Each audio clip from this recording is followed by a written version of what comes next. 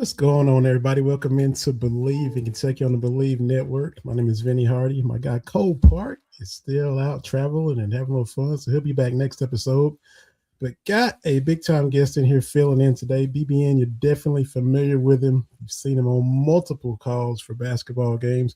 Got Noah Frary, play-by-play broadcaster in here. Noah, man, appreciate you hopping on the podcast today. Yeah, looking forward to it. Disappointed that Cole's not here. I heard he's a big Red Sox fan. I was looking forward to talking to him about that, but we'll save that for next time. Yeah, we'll be that much closer to opening day. So, Exactly. hey. So, not trying to get all up in your business, but give us a little background on who Noah Frary is, where you're from, that whatever you want to tell the listeners and all that. Yeah, so I originally grew up in upstate New York, moved down to Pensacola, Florida for most of my life. About 20 years, my parents have lived down there. And, it was 4 years ago, back in 2021, I moved to Greenville, South Carolina to start chasing a dream of calling sports on television. And, it's been a slow grind since then. Spent some time in Virginia most recently, and then moved to Kentucky this summer for the opportunity to work around this athletic department and be a part of their television broadcast, and ultimately get to work in some of the meccas of college basketball in this sport, Rupp Arena, historic Memorial Coliseum. So it's been a fun little ride over these last 6 months after moving here to Lexington. Yeah, for sure. So I saw on X, I would still say Twitter because I'm old and said I still do too. I saw that your recruitment was open and you end up committing to Lexington. So what was the recruiting process like? Who were your final five and all that kind of stuff? It was a pretty easy decision for me. I had an opportunity to come over here last year to call the Louisville versus Kentucky game on the women's side. And that was my first experience to BBN and being a part of that game. It was the 60th edition of that Battle of the Bluegrass, and getting to watch Kenny Brooks pick up his first ranked win. That was my first experience in a sold out historic Memorial Coliseum. And I remember telling my wife, we had not been married long at that point, but I said, man, if I ever had a chance to do more games at Kentucky, it would definitely be, something that I had to take advantage of. And that offer came a little bit later in the year. And so we decided to move here to Lexington. My wife took a job in the school system here. She's a public school guidance counselor, and it really all just came together, and it's been a wild ride since then. Man, so y'all just Kentuckians now and just fitting right in. And basically, sounds like you spoke it into existence. You called a game, said, I'd like to do some more Kentucky. Bam, next thing you know, here y'all are.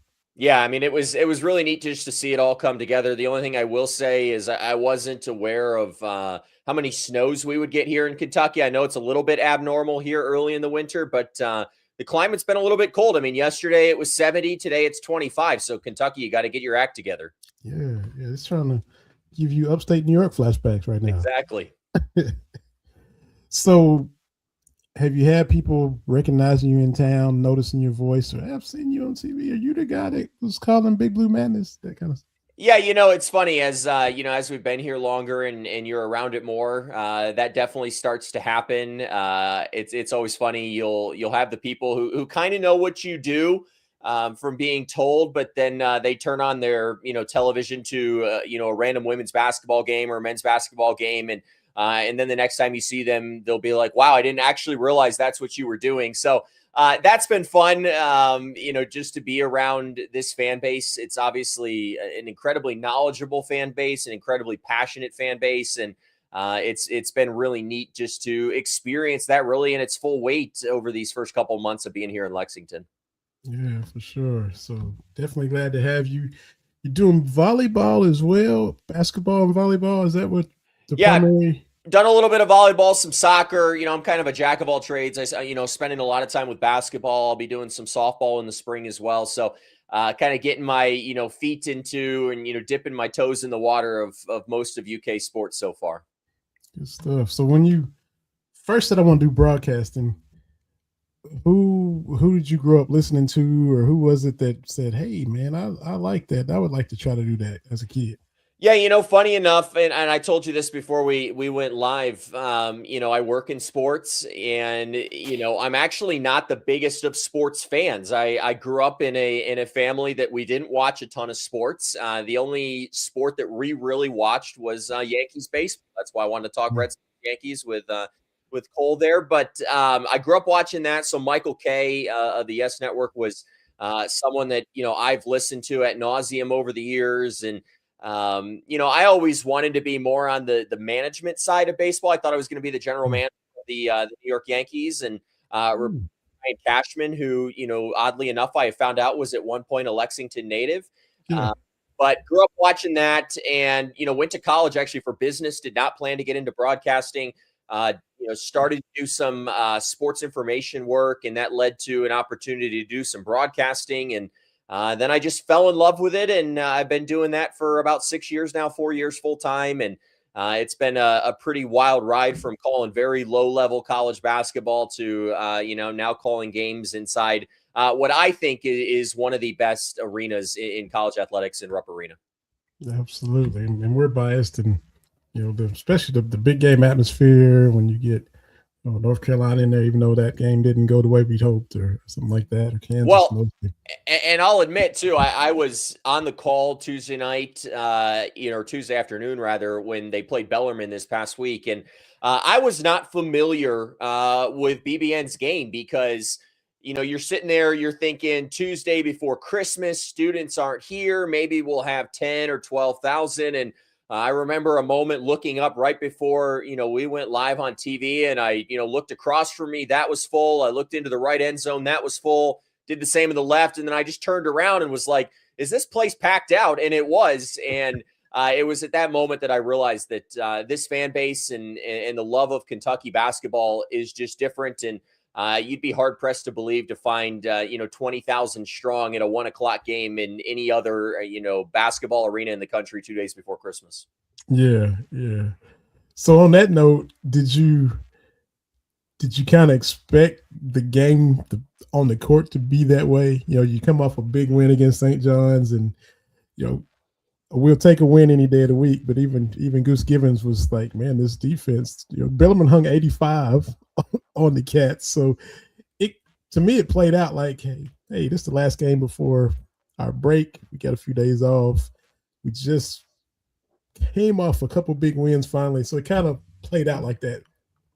Yeah, I would definitely agree with you. It was not Kentucky's best defensive performance in that game. As you said, though, a win is a win. And, selfishly, with the non-conference schedule that both the men and the women have played this year, there's been a lot of blowouts. So for me as a broadcaster, it was actually enjoyable to call a game where, at times it was relatively close. Mm-hmm. I would say, though, throughout that game, you really did feel like Kentucky was in complete control. I never felt like there was a spot where, Bellarmine was going to overtake the Cats and then go on to win that game inside Rupp Arena. But it definitely was not their, best defensive performance. I thought the offense looked good, but I think you also have to give Bellarmine a ton of credit. They came into, a ruckus environment with, as we just alluded to, 20,000, rooting just for Kentucky. And they did really well. I mean, some of those pieces, you think of their big man Karasinski and what he was able to do to Kentucky was impressive. So give them a ton of credit. I think Kentucky's going to be just fine. They've proven that they have a good defense, and now it will be, can they perform once we get to SEC play? Yeah, it's right around the corner. It sure is. So if you had to rank, this is just my little random off the wall question, the people who've seen this team up close and in person the most, is it Mark Pope, the staff, Tom Leach, Goose Givens, yourself, Ravi Moss, and Travis Ford? Is that kind of the right order, maybe? I mean, we're probably getting to that. I mean, obviously, there's some people who have seen it a lot more than I have, but yeah, I've definitely gotten a chance here early on in the season to go to a number of practices, watch this team, through shoot arounds and in these games, and I think the big thing that has stood out to me is there's just been steady improvement, and obviously there's been injuries, and that has been a challenge here early this year, but you saw it against St. John's. This is a team that I think can be really successful this year once all the pieces finally get put together. Yeah, yeah. And so,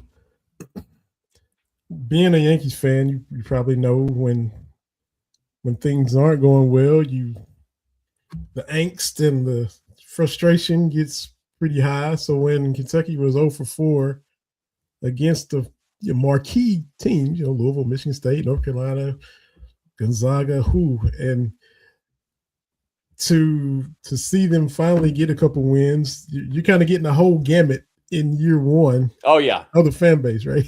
Yeah, I mean it. I've told people there was a couple weeks there where things got really loud, and that was kind of my first experience. You go from the highs of preseason and everyone talking about this is the team that's going to bring home a ninth banner to Lexington, and then as you mentioned, they kind of hit a low point of this season against Gonzaga, but then to respond and pick up that big home win against Indiana, and the way they did that in the second half, and then to do it again against St. John's down in a place in Catlanta that I've come to realize Kentucky fans have a fondness to was impressive. So I think the biggest question as you get set to, head into SEC play and obviously, a big test against Alabama right off the bat is which version of these cats is going to show up the rest of the season. And, I think now with guys like Quaintance back and as long as Jalen Lowe's shoulder remains healthy, I tend to believe that the version of Kentucky that we've seen these last couple of games is the one that's going to play out against some of these better teams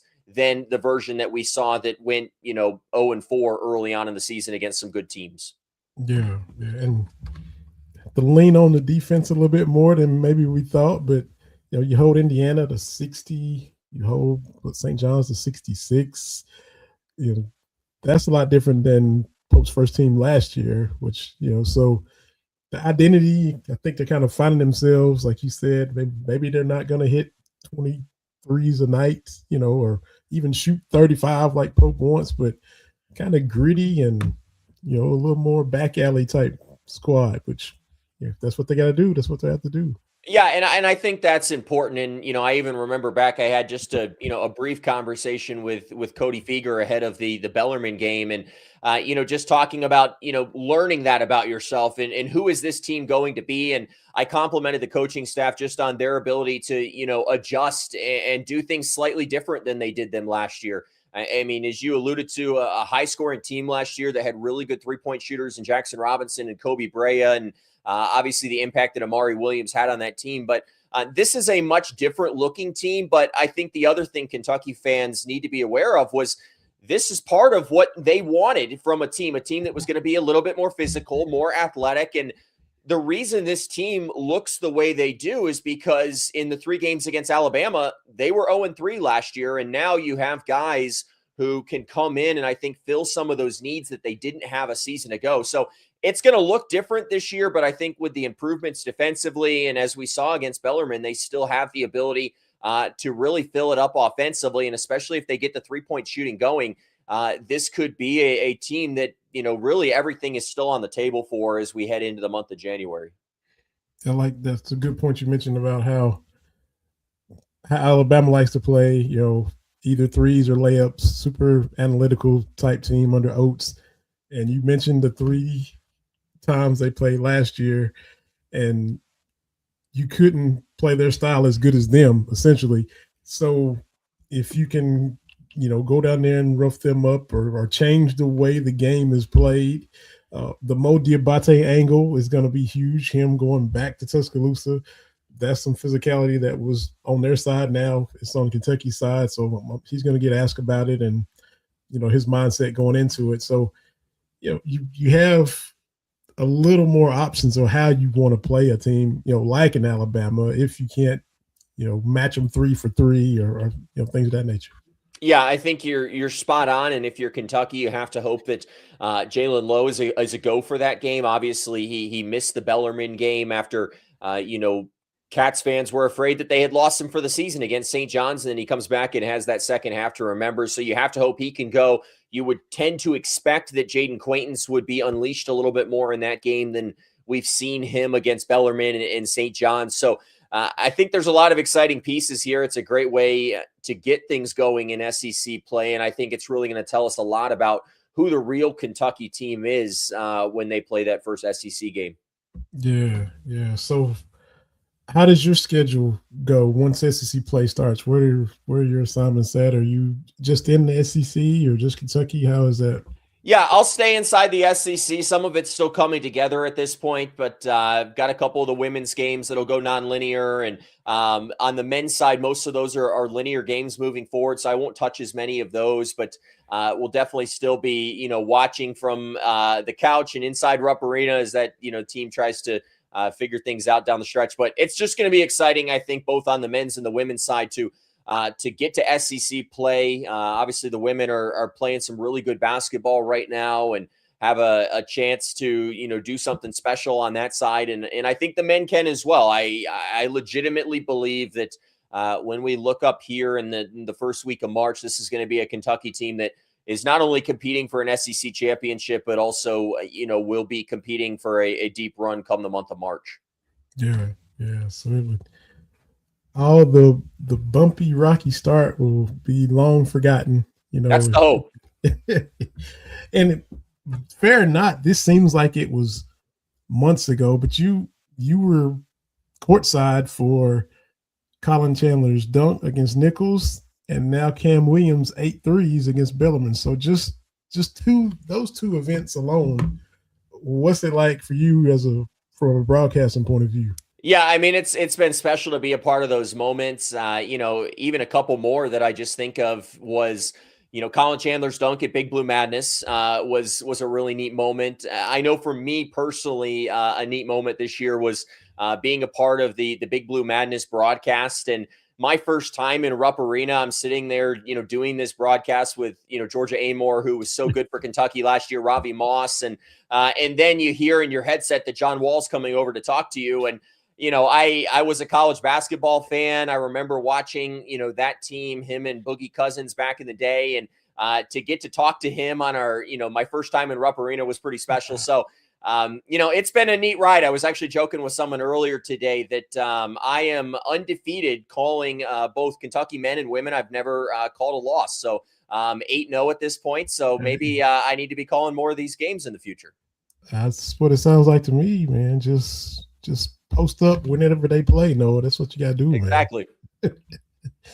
So yeah, just cool that they I think the picture on X they caught you maybe out of your seat on I think the dunk. So yeah, that's awesome, man. To be able to professionally do your job and still have a little fan moment if you want to call it that. That's awesome. You can definitely enjoy a big moment. I probably would have been the same way if a guy from Bellarmine had laid it down on Jaden Quaintance on Tuesday night.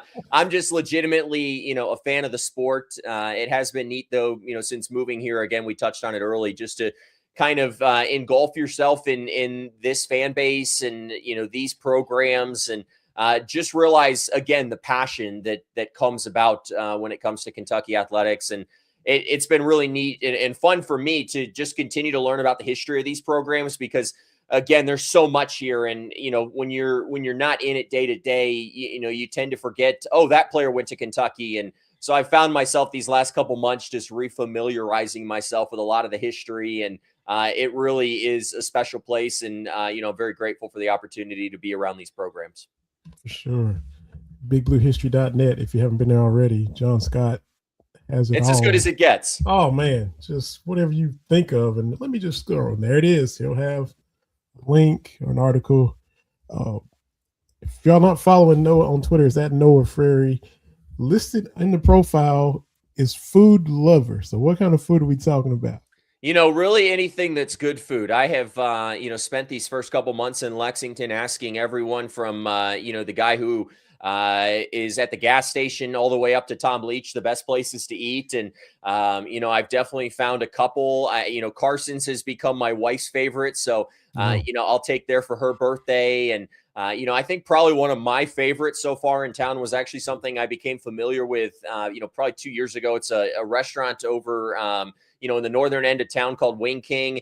And my guy Thomas over there, it's a black-owned business. And I think it's some of the best wings here in Lexington. So if you're looking for some good chicken wings, you'd go there. But funny enough, if you saw my phone right now, I have a guide in my phone of different restaurant recommendations that I have been given, and I'm slowly checking them off. And I haven't missed too many times. I think my last one was Great Bagel over near historic Memorial Coliseum was, a nice pick me up on the way to Rupp Arena one day. So it's the food scene here in Lexington is pretty elite, and I'm looking forward to, trying more of it as we go forward.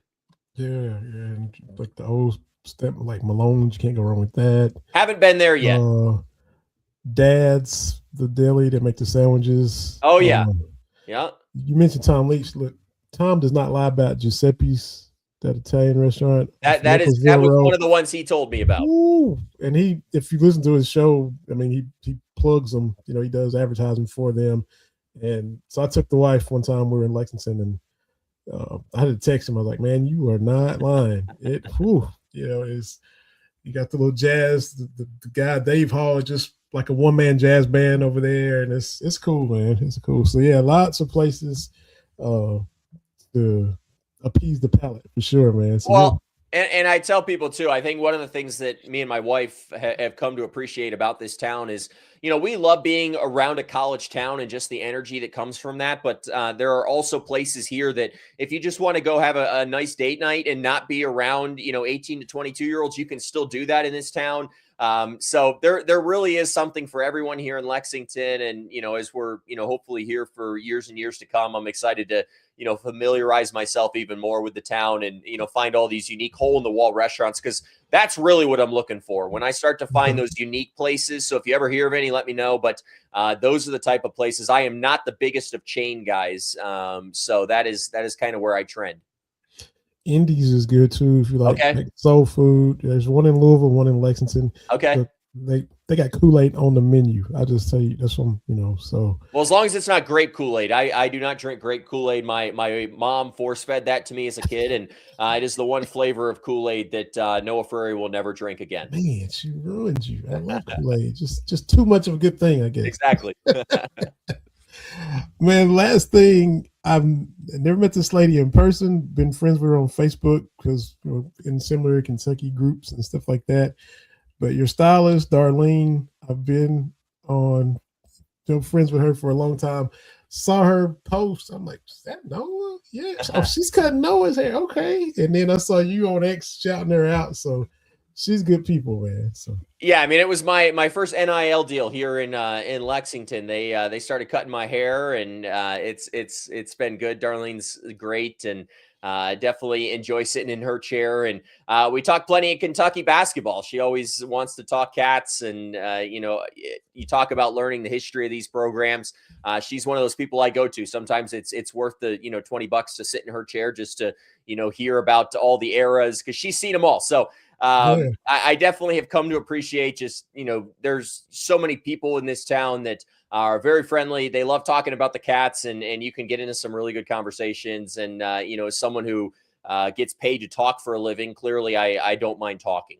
Yeah. Yes, that's it. So, man, you're doing it right. You're hitting up the locals, getting the history, learning, players that's already come through from years ago, getting to talk to John Wall, doing date nights with the wife. Haven't been married long, but keep up the date nights. Whether if kids come or not, the date nights when you can are good. Your schedule, her schedule, make time for the date nights. So, man, you checking all the boxes, Noah, man. Good stuff. We're trying. It's it's a journey. We're all on it, and just enjoying the ride along the way.